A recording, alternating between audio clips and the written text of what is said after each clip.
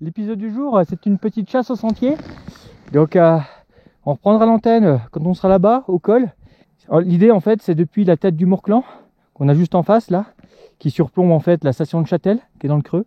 C'est de venir descendre la Combe, le petit single là qu'on a en face, qui est une piste noire l'hiver. Voilà, un joli mur et tout, avec quelques jolis hors-pistes. Et voilà, on va redescendre sur la station avec un joli dénivelé et plutôt on va dire dré dans le pentu. Voilà, donc je tenais à vous montrer le petit coin depuis ici. Et tant qu'à faire, je vais vous montrer à quoi ressemble le sentier d'approche, puisque la chasse au sentier, finalement, elle peut commencer dès ici. On est sur un petit sentier balcon, et ça, bah, vous savez qu'on les affectionne, ces petits sentiers balcons. Et ouais, technique à souhait. Et là, on est vraiment sur le sentier de frontière.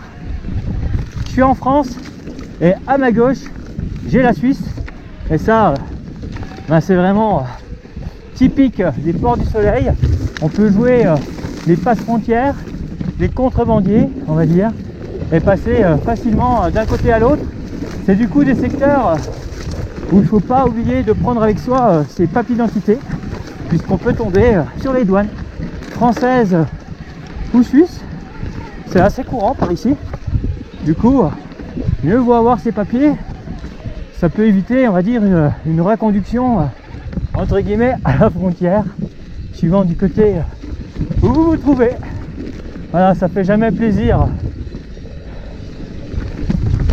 En tout cas, le sentier est côté français, la pâture est côté suisse. Logique, les Suisses avec le lait font du bon chocolat. Nous, avec les sentiers, on fait du bon e-ride. Allez, on va pas tarder à arriver sur les hauteurs de la Combe qui nous intéresse.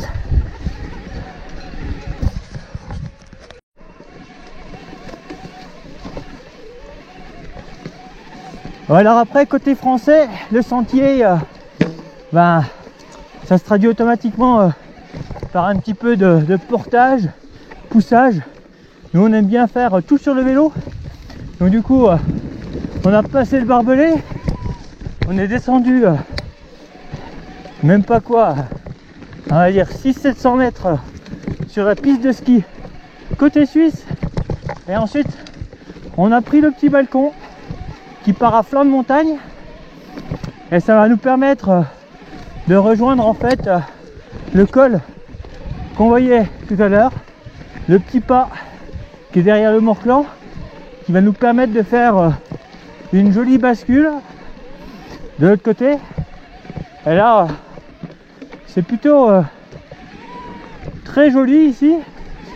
On a en face là-bas au soleil les portes de Culée. Donc là-bas, vous basculez sur Morgin de l'autre côté. Et là, étonnamment à gauche, on a une montagne assez, on va dire, minérale, ce qui n'est pas forcément très courant dans le domaine des ports du soleil. Voilà, ça grimpe un peu, il y a un petit passage à vélo, donc les vélos sont pas mal venus ici, hein. Sinon il y aurait un portique piéton. Là,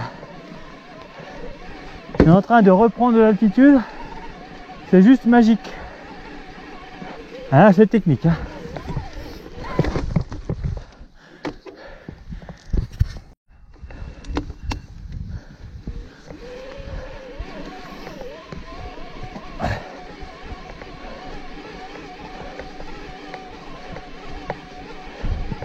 Donc voilà, hein, en faisant le tour par le flanc gauche, ça évite vraiment de monter au-dessus de cette pointe pour redescendre par un sentier qui est franchement pédestre.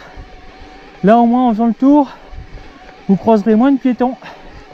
Et dans un sens comme dans l'autre, ça passe sur le vélo. Parce que du coup, oui, vous pouvez aussi arriver par le Morclan télésiège, faire toutes les crêtes direction Tour de Don, puis l'alpage du Mouette, une tarte aux myrtilles ou un morceau de fromage d'abondance, et hop, c'est reparti, soit direction le col du Sel, le lac d'Arouin, pour rentrer par les bords de Dranse.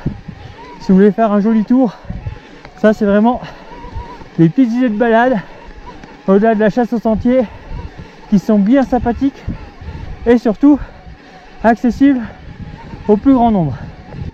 Bon, à Châtel, vous avez une école MCF, hein, avec des garçons, Jack, Julien ou encore les autres. Vous avez vraiment une super équipe. Allez, je quitte la Suisse pour repasser en France.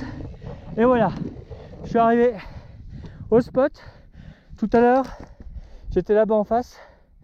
Donc là, j'ai contourné cette montagne-là pour arriver ici. Et donc l'autre plan, c'est l'arrivée du Morclan, là par le chemin qui est sur la crête côté français.